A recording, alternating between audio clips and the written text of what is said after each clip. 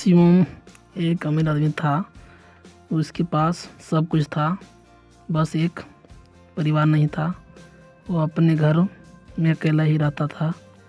परिवार के नाम पर उसका एक ही दोस्त था जिसका नाम गोलू था, और वह एक बंदर था। गोलू और शिवम दोनों एक दूसरे की हर काम में सहायता करते थे, मानो जैसे भाई भाई हो। शिवम गोलू को कभी भी अकेला नहीं छोड़ता था। जब भी वह काम पर जाता तो उसे साथ ले जाता था। गोलू शिवम के बहुत से काम करता था।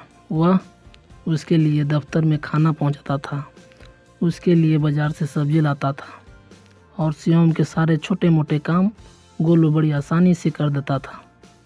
आज पड़ोस के लोग भी उन्हें दोनों की दोस्ती को देखकर मिसाल देते थे।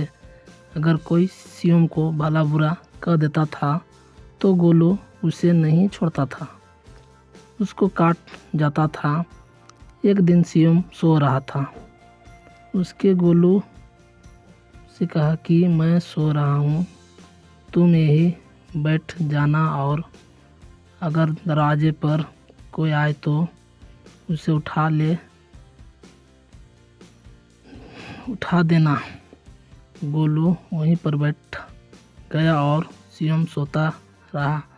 गोलू को गुस्सा आया। अचानक शिवम की नाक पर कहीं से एक मक्खी आ गई। वह बार बार शिवम की नाक पर बैठती। गोलू उसे बार बार उड़ाता, पर वह मक्खी फिर भी आ जाती। गोलू सोचने लगा, इससे तो मैं शिवम की नींद खुल जाएगी और वह परेशान हो जाएगा। वह मक्खी के पीछे इधर उधर भागता, कभी इधर से उड़ता कभी उधर से उड़ता, मानो मक्खी को भी उससे दुश्मनी हो गई हो। वह बार बार शिवम के मुंह पर ही आकर बैठती। गोलू को बहुत गुस्सा आ रहा था। वह अंदर से एक चाकू ले आया। मक्खी शिवम के नाक पर बैठी थी। अपनी ज़िंदगी में करियर है। गोलू ने सोचा, आज मैं इस मक्खी को मार दूंगा। उसने जैसे ही मक्खी को मारने के लिए चाकू उठाया, मक्खी उड़ गई और चाकू शिवम की नाक से लथपथ हो पर लगा और उसकी नाक गया, और वह जोर जोर से रोने लगा और चिल्लाने लगा और कहने लगा, अरे पागल है, तूने क्या किया? तूने तो मेरी नाक ही काट दी। इसीलिए कहते हैं बेवकूफ़ दोस्त से अच्छा अक्लमंद दुश्मन होता है। अगर आपको ये सही फैसला लेने भी है तो आप सभी को उनके नतीजों से और कभी भी गलती निर्णय को न लें। हमारा लिया गया एक गलत फैसला हमारे लिए मुसीबत खड़ा कर सकता है। इसलिए जब भी आपको फैसला लेना है तो उसे कई बार सोचना चाहिए, तभी आपको जीवन में सही बात पता चल पाती है और आप जीवन में आगे बढ़ सकते हैं। बेवकूफ़ दोस्त की दूसरी कहानी। तुम मेरे दोस्त को हो, मगर फिर भी तुम इस बात को नहीं समझते हो। तुम उस जगह पर जाने के लिए कह रहे हो जिस जगह पर हमें नहीं जाना चाहिए, मगर तुम इस बात को नहीं समझ रहे हो। यह कल की बात है। जब हम उस जगह से वापस आए थे तभी हमने सोच लिया था कि हम उस जगह पर नहीं जाएंगे, मगर तुम्हारी अब तो यह लग रहा है कि हमें फिर वहीं जाना कहिए। मुझे नहीं लगता कि यह सही है।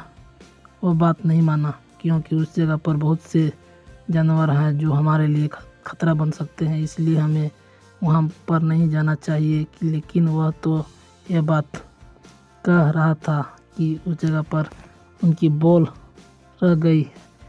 यह सब कुछ उस समय पर हुआ था जब वह भाग रहे थे, तभी उनकी बॉल भी रह गई थी।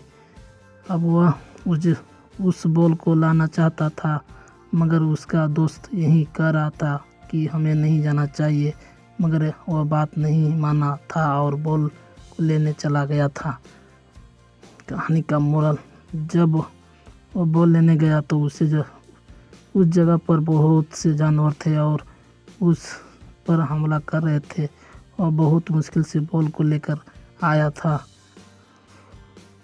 अब वह जब घर आया तो वह घायल हो चुका था, जबकि उसे ऐसा नहीं करना चाहिए था, मगर वह बात नहीं माना था, जिसकी वजह से ऐसा हो गया था। इसलिए कोई भी काम नहीं करना चाहिए जिससे हमें परेशानी का सामना करना पड़े। बेवकूफ़ दोस्त की कहानी। अगर आपको यह कहानी पसंद आई है तो आगे भी शेयर करें और हमें भी कमेंट करें, और साथ साथ ऐसी नई पुरानी कहानी सुनने के लिए चैनल को सब्सक्राइब भी कर लें, साथ साथ बेल आइकन को ऑन कर लें।